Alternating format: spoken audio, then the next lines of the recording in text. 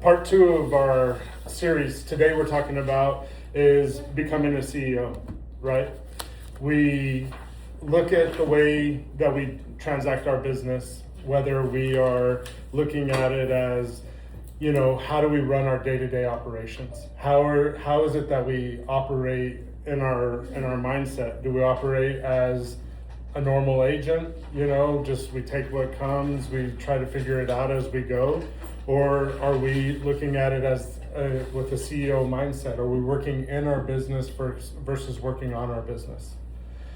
That was the number one thing that I had to really check myself and reframe myself, and something that this year has been my mantra in my head as I'm continuing to do things, as we're adding tons of flips, as we're really gearing that part up, is if I'm sitting there working in my business every day, right? And I'm sitting there and I'm swinging a hammer, I'm, you know, doing labor, doing all that kind of stuff I really actually do enjoy doing, is not necessarily the best use of my time, right? I had an epiphany about 2 weeks ago. Is I was kind of frustrated with some pricing I was getting, and I was like, this is dumb. I went and immediately got between 20 and 40% reduction across the board. And so when you think about that, okay, on $100,000, still a sizable amount, but think about that on $1 million, on $5 million, on $10 million, you know, and that's something that we don't think about. A lot of times we just accept whatever comes to us, and we just take whatever it is that comes in. Golden Real Estate provides you a platform. You know, it provides you guardrails, it provides you, you know, teaching and information like you had this morning, right? And the agent, you yourself, you're still the CEO of your own business. You have to really think about that. We're all housed under one roof, right? So you think about it in that aspect, but we want to think about the fact that we are in control of our day-to-day. We're in control of every day that we're doing stuff. Imagine you woke up this morning and you had $1 million in your bank account, and you said, you know what, I'm gonna go buy a real estate business. That's what I'm gonna do. And so you stroke a check, you go to closing, boom, drop a real estate business in your laps, right? If you paid $1 million for your real estate business today, what would you immediately change? Would you just accept everything as it is? Or would you sit there and say, look, I made this investment, $1 million. What am I going to do to better that investment? What are the things that I'm going to do so that I'm not just taking orders, I'm creating the opportunities for myself? Would you allow the CEO to start each morning without knowing what the company's projection is going to be? Like, where am I headed today? What am I going to do? What are my dollar productive activities? Would you let that CEO have just willy-nilly, and they wake up and like, well, hopefully something good happens today. Hopefully I find a buyer. Hopefully I find a seller. Hopefully, you know, hope. Would you accept inconsistent prospecting from your sales department? Would you allow customer follow-up to depend on somebody remembering, or if you had time? Would you invest money in marketing without knowing whether it produced any business? Would you keep an employee that was always busy but rarely produced measurable results? So would we accept that in our $1 million investment? We probably wouldn't, right? Well, you have that business already. This is every one of your business. Every one of you has a $1 million business. But it really boils down to, am I acting as a CEO of that business? Am I sitting there driving it forward? Or am I just accepting what life throws at me? You're not waiting to become a business owner because you already are one. The only question is, are you managing it like one? Or again, are you just accepting what it comes with? A normal agent, hopefully I get a deal. A CEO agent mindset is, how am I creating opportunities? A normal waits for the phone to ring. CEO creates conversations. A normal checks messages first. A CEO is looking for priorities first. You know, you have to kind of take a second, take your step back and realize, am I just acting as an employee? Because That's what a lot of our mindset is, because we went through school, and what does school teach you? How to be a better employee, right? Why is entrepreneurship so rare for people to actually be successful at it? It is in the low percentage points, because most of the time we're so in the mindset of being a worker versus being a CEO. And that was the thing in my flipping side. My flipping business was, I was just another worker. But again, love it, love it, love it. I grew up, my parents gave me great work ethic, but they didn't ever have the mindset of, can I do more? Can I dream bigger? You know, my dad had his own companies. My dad, you know, he worked hard, but he worked at it as more like an employee versus actually having the mindset. He had the hard work ethic. He worked every single day, worked his butt off every day. My mom works her butt off every day. But for what? You know, you just to accept what the world gives you, or to go out and create the world that you want to live in. The benefit of having your own business, of being a CEO of your own business, is that you get to control how that ship goes. You're the rudder. You get to sit there and say, are we headed in this direction? Are we headed in this direction? And you get to determine what that looks like. You get to sit there and say, this is what I'm trying to accomplish. These are my goals that I'm reaching for. You have to take a step back and think about, it isn't just the commission that I receive. The commission is your revenue, right? If you were looking at it in a company mindset, your commission is revenue.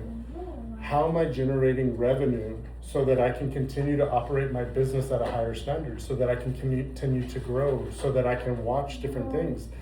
When you're growing a business and you're trying to grow it rapidly, a lot of times you're going to have choke points where there's not enough influx of revenue coming in for the growth, you know, of how much that you're having to lay out capital wise. And sometimes you'll feel those choke points. As a CEO, you have to kind of recognize that, of like, where are we going to get trapped at? Where are we going to get stopped at? Where is it going to be that point where we're no longer going to be able to pass through that point? The CEO, you have to think about, has 3 jobs, and that's it. You have direction, you have resources, and you have execution.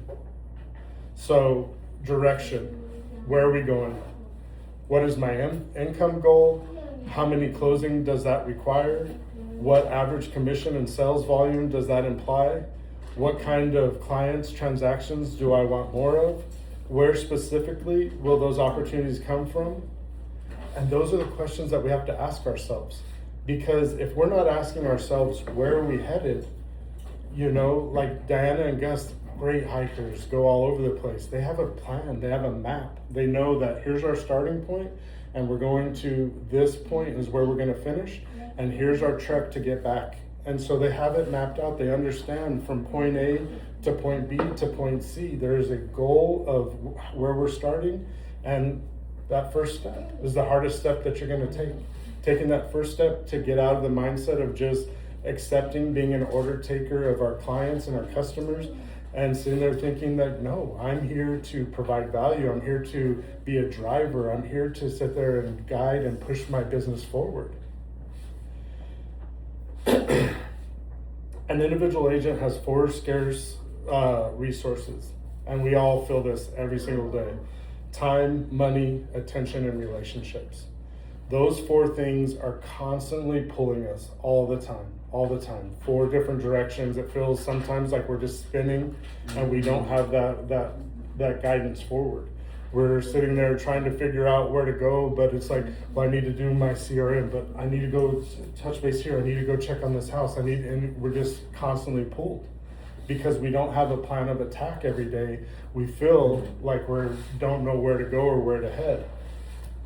If you have 3 productive hours a day, where will you generate the greatest return? That's one question that you have to ask yourself every single day. Where is my greatest return going to come from? What is the $1 productive activity that if I do today is going to create the greatest difference? For me, the other day was, I need to go sit down with my vendors and I need to figure out better pricing, which equated to a 20 to 40% reduction across the board. That is massive numbers when you start looking at it and you start extrapolating that. That's the same thing. And are we doing door hangers? Are we, paying for Facebook ads? Are we, whatever it is that we're writing letters, we're doing every single thing. Is this the most dollar productive activity? What is my return? What is my KPI on, doing these activities? And am I making progress going forward, or am I just spending money without any kind of guidance or trajectory, or more importantly, without knowing what's happening with the money that I spend? If I'm boosting every post and I don't look at the analytics ever, and I'm just like, well, but I'm boosting them, I'm doing half of it, awesome. But the data would sit there and say, well, your posts are dropping off after 3 seconds. People are watching them, they're skipping through them. You know what I mean? They're just scrolling past. So the hook needs to be better. I need to work on a better hook for my videos. So that way, whenever I do the hook, boom, I know I have a great video, or a great video or a great post. The writing, depending on where you're putting it at, what weighs more heavily, the content of the video itself or the words that are written underneath it. Is your database a business asset or just a list of names? You could have your sphere of influence that has 100 names on it, but is that going to be something that is an asset? Are you able to go and talk to those names? Or do you have all their contact information? Do you have their most updated information? Are they referring whenever you do talk to them? What kind of, ROI, what kind of return on investment of your sphere of influence or of your CRM are you returning back? How many of your past clients are referring new people to you? Those type of things all matter. Can you explain where your next 3 deals are coming from? That's something to really think about. Right now, everyone went through the summer as kind of a slow summer for a lot of people. And so you think about that. If I'm getting back into this, if I'm going full force and, kids are back at school and, I'm ready to run, where's those next 3 deals going to come from? Where should I be focused? Where should I aim myself, my company, as the CEO of where am I going to get those next deals? What am I going to do to be able to bring those next deals to me? Because if we don't know where our deals are coming from, if it's every day is just, hopes and prayers, that's a tough way to run a business.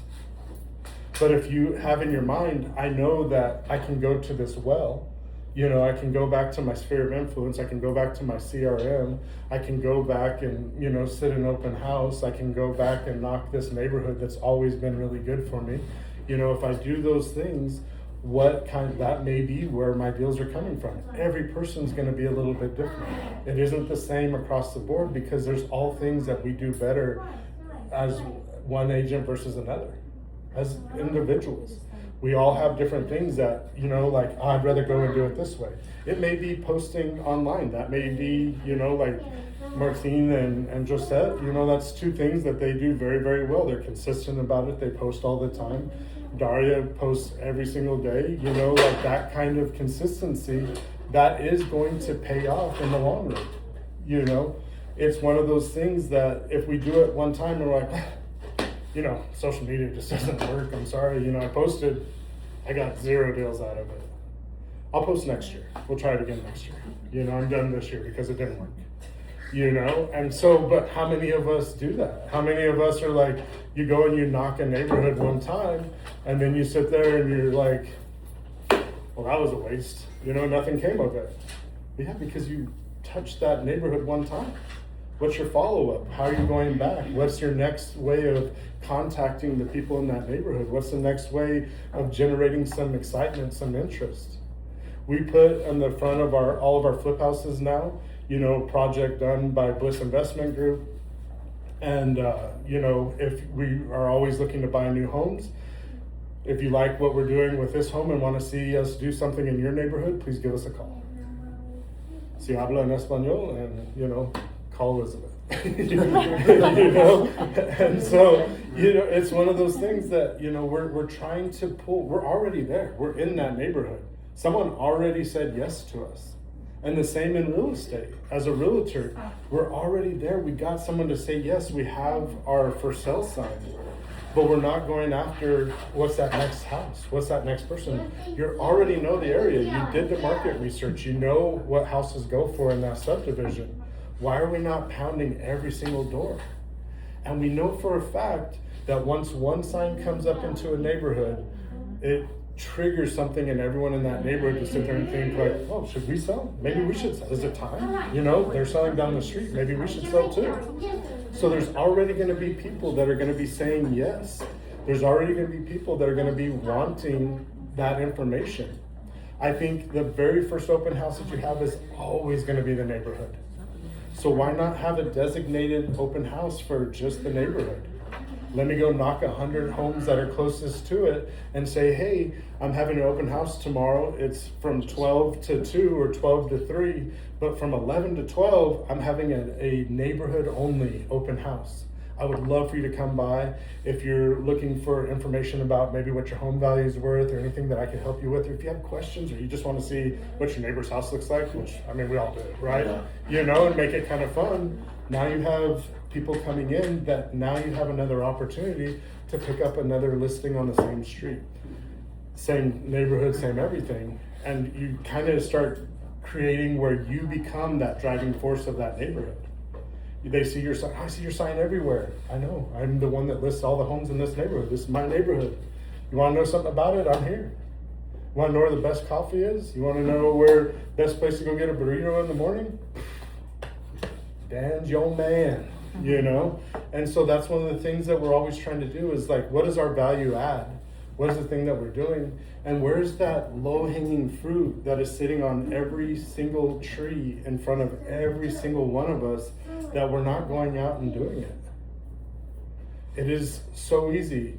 In our own neighborhood, you see for sale signs going up and you sit there and like, dude, we're not even controlling our own neighborhood. I have to say, yeah. And it's even worse when Daria and I walked that neighborhood 4 times already, and then 3 signs come up. I haven't told her, and she's always like, let's go back, and I go, we just went last month or whatever. But she's right. If we would have gone, we probably would have gotten. Well, one we wouldn't have because the daughter is a best friend. But you're right. It's like. No. You gotta be consistent. You gotta be consistent, and you gotta work whatever area it is that, you know, for me, I love it underneath the freeway. I love that area. That is one of my favorite places. I enjoy it over there. But as we're buying houses in some of these other subdivisions and finding like places that I normally haven't been around, I'm sitting there going like, I really like this area. You know, these houses over here by Yvonne Diane, they're awesome. They have so much character. They are so cute. And it's like, I want all of them. I want every single one of those houses, you know? And it's just, that'll be a place that will continue to go back. We'll continue to work that system and work that well. One of the things you got to ask yourself too is, what should I stop doing? It's always like, what do I add? What do I add? What do I do more of? Where do I keep going? What do I keep adding to it? But a lot of times as a CEO, it's not about what can I do more of, but where are we just hemorrhaging money? Where are we hemorrhaging time? Where are we sitting there and we're busy all day long and we accomplish nothing? We got to check mark a lot of boxes, cool, but nothing was a dollar productive activity. Sometimes we need to work on what can we get rid of, what can we take out, so that way we're in a position to be able to add something that is more of a dollar positive activity. And then execution. Do we do what we said? That is the number one thing on a personal level, on a business level, in a relationship level, is what is it, did I do what I said I would do? If I said I was gonna go to the gym every day, am I going to the gym every day? If I said I'm gonna eat good all week except for Saturdays, did I accomplish eating good all week except for Saturday? If I said I'm gonna start walking more, am I walking more? Am I doing more? Am I knocking on more doors? Am I making the phone calls every morning that I said I was going to do? Am I being accountable to myself? How we do one thing is how we do everything. And if we're lying to ourselves, you know, about these things that we say we want to do, or we say that we really want to, that we're going to accomplish, and we never do them, then how does that affect us in our business life, our relationships, and just in our relationship with self? That is one thing that we have to always think about, is the commitments that we make to ourselves. For 15 years, I've been trying to lose, the same weight. I've probably lost 1,000 pounds up and down, up and down, up and down, right? That's something I have tried so hard. But then I'll get stressed, and food is my coping mechanism. And cheeseburgers are delicious. And that is just, for me, that's one of the things that I constantly, that is my pullback, that's my struggle. But really, is it? Or is that just my cop-out? Is that I'm busy today. Well, look at all the things I checkmarked off my box. I was busy all day. But none of them were a driving force forward. None of them were in that CEO mindset of, this is how I'm going to live my life. This is how I'm going to treat myself. This is how I'm going to take care of my clients. And this is ultimately how I'm going to take care of my family. And if we're not thinking in that mindset, if we're not driving forward, trying to find what it is that we can do, then we're missing out on the key of what it's all about. To spend 8 hours a day doing something with no, positive reward at the end of it is wild work. We're sitting there, work, and for what? Just to work? Just to, when we're 70, be like, well, I worked my whole life. Awesome, you have nothing to show for it. Versus I worked my whole life, and you know what? Here's what I created. Here's what my legacy is. Here's the things that I got to experience. Here's the places that I got to do. For me, I think working is just to travel more. I think you should work harder so that you could travel more and see more of the world, because the more you see of the world, the more your mind gets opened up to, man, this is a pretty amazing place, and there's so much diversity throughout the world. This is one place that I love everything about that. And so that's one of the things that I really think that, for me, that's my main driver. My main driver is to, take care of my family, is to, try to have the most experiences I can in my lifetime. That is what drives me every day. So really, think about this. Would I be impressed with what my personal priorities are? Is that something I would be impressed with? Did I generate opportunity? Is that something that I do on a daily basis? Am I generating opportunity for people around me? Am I generating opportunity for myself? And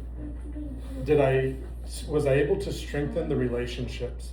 And strengthen relationships sometimes is with your clients. Sometimes we had a closing this morning, with one of the title companies, and sitting there getting to work with the president of the title company and sitting there talking to them and just getting information, how good information is out there, how much information is out there of all the things that are happening in town, but we don't sit there and have the conversations with key people that would be able to convey what that really is. Where's all the closings? The majority of their closings are all coming from industrials right now. That's you see it. You see warehousing going up out of control, right? But builders are down. Yeah, builders are down, housing is down a little bit, but the commercial side of El Paso is booming, And so, okay, where is that focus? What is the next thing? What is an idea that you could have that maybe, you could put together some people and, hey, let's go do this idea. Let's go build this type of product because this is what's needed out there. It's great that there's all these massive industrials being built. That's great. But El Paso is built up of a lot of small entrepreneurial little shops.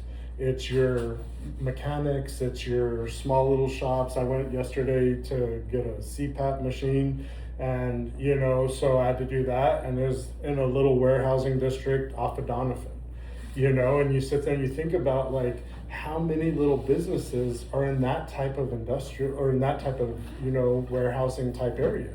Nilu and her family is doing a project right now. Those type of projects, that's the bread and butter of El Paso. Yes, it's great that we're bringing in all this outside capital and all this outside money, but there still is a need within the community that I think every one of us have an opportunity to service that need, Your career changes when you stop asking, what do I feel like doing today? And you start asking, what does a CEO require from me today? And that ultimately is the reframe that every single day we have to think about. When I wake up, I'm the CEO of my day, of my company, of myself. And if I'm the CEO, am I proud of the work that I'm going to do that day? Or am I playing around with company time and money? And how many people play around with company time and money? And whose company is it? It's your own. And that's where we need to focus on. That needs to be our driver and have that mindset. We're not normal agents. If you work with Golden, you're not a normal agent. You're a CEO. You are thinking in the mindset of what can I do today to be better? What training should I invest in? What time should I invest in? What items should I invest in? And how do I get there?